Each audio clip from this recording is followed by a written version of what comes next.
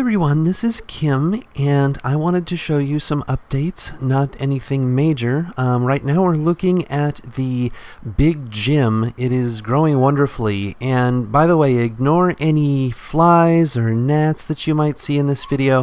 What we've got are just regular household gnats and some house flies, and I've got a gnat trap back there to take care of it. But let's go take a look here at what we've got. So back there we have the San Marzano tomato, which is doing amazingly well. And I'm just really proud of it. It's got some new growth up there on top. And if we can go ahead and, let's see, are we going to take a closer look at that?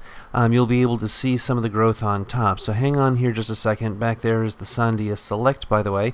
And we've got the New Mex Heritage 6.4 there in the middle. And I just can't get over how well this plant has been growing. Now, the garlic, on the other hand, I don't know what's going on with it. To be honest, it's green, but it's limpy, so I don't know. Lots of sunlight, lots of grow light, too. I've tried it in both. Let's see. So the Serrano, you can see little buds there, and if you go back to the Golden Sunray, there's some new growth happening there as well. And it's good. It's slow, but I've potted it to the point where I've buried the stem a little bit more, so hopefully we'll get better root growth on that.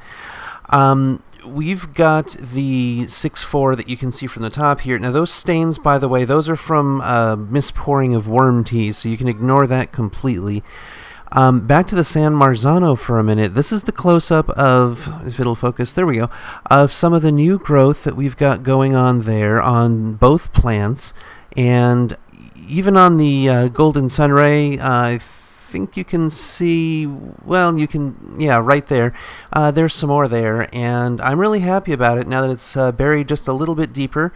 And even in that shot, you could see the Serrano a little bit, where it's got the new growth right there. So I'm really happy about it, and I wanted to show you that. Now, the big gym doesn't really have any new growth, but you see these white things. I use those for mixing soil, and I top them off like I have here in the chiles, where I have filled them up just a little bit more with a mix of soil and worm castings.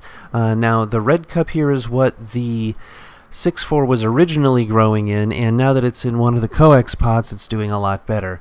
Now, this over here, that's not gnats and flies and stuff. That's actually a mild worm tea that I made that has the worm castings are at the bottom now. It's been steeping. Now this did have fluorinated water in it, but I drained the fluorine. Well, I let the fluorine aerate. It evaporated, and it's just fine now. So this is how I make my worm tea, and that bottle back there is just plain water, also with the fluorine evaporated out of it. And the pitcher up in front is, well, I actually drink out of that, so I'm kind of happy to have that with me. And don't worry, it's not going into the plants, not that it would harm them, but you know, if the plants are going to be surviving off of water outside, then they're going to survive off of water outside.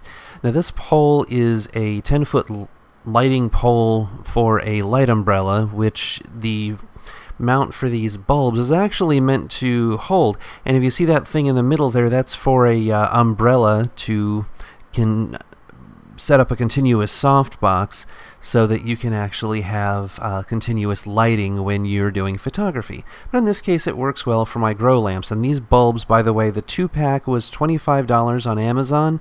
They're made by a company called Neewer, who also makes the mount that you see there on the top. Good company, and I like their product. Each switch, as you've seen in previous videos, each socket has its own switch. So very happy about that. Let me pan around here. I want to show you the entire area here, so let me just back up. If I can not fall over, that would be kind of nice, right?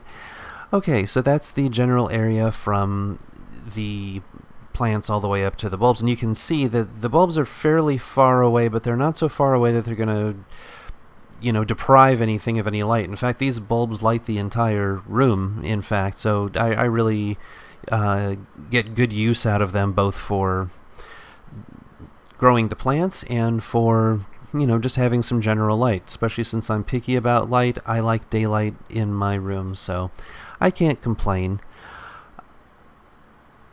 Oh yeah, the breeze you're seeing there is coming from fans. It's been really hot, but the plants love it, so I'm suffering for my art, if you will.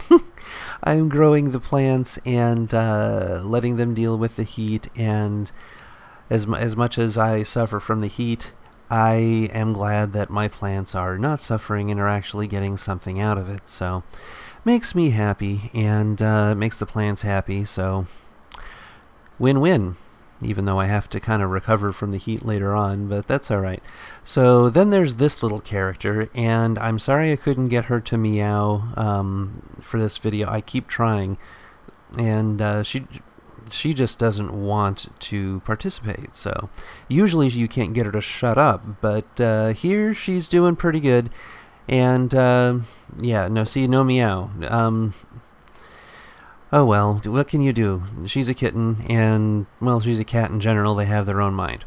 But anyway, I just wanted to show you all of this, and I will do a further update when we are in a new living space, and I will try to be actually in that video. So hopefully you're enjoying this little update. Sorry it's so short, but what can you do? It's an interim update. I will talk to you guys later. Bye-bye.